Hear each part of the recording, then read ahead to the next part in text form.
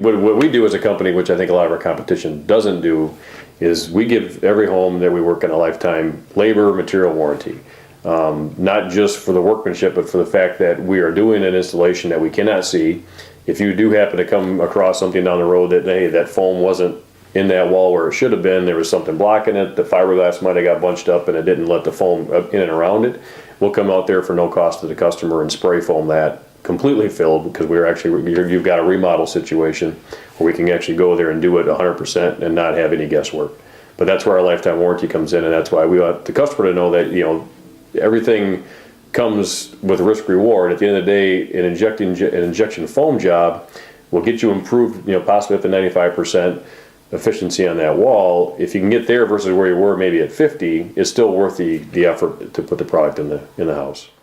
The myth about the R value test is that it's only done at 75 degrees with no air speed changes at all. It's there at zero wind and zero temperature change. So yes, it performs at an R11 at 75 degrees with nothing else occurring around it, but it doesn't perform at that level at 0 degrees with 10-mile-an-hour winds. It'll go almost to zero.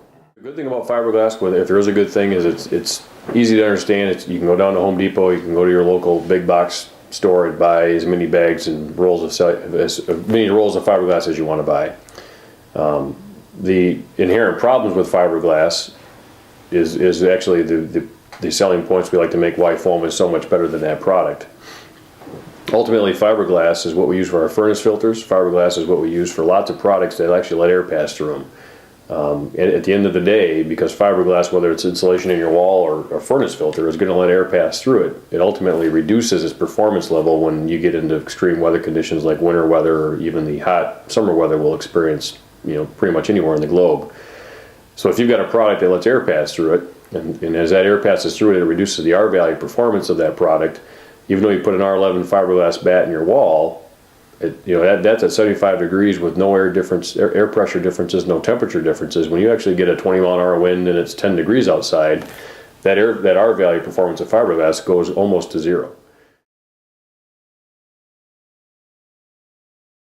With a foam product, because it's a solid product, it's an air barrier which doesn't allow any air to pass through it, you don't change performance of that R value of that foam from 75 degrees to 0 degrees or up to 100 degrees. It's going to perform at the same level at any temperature.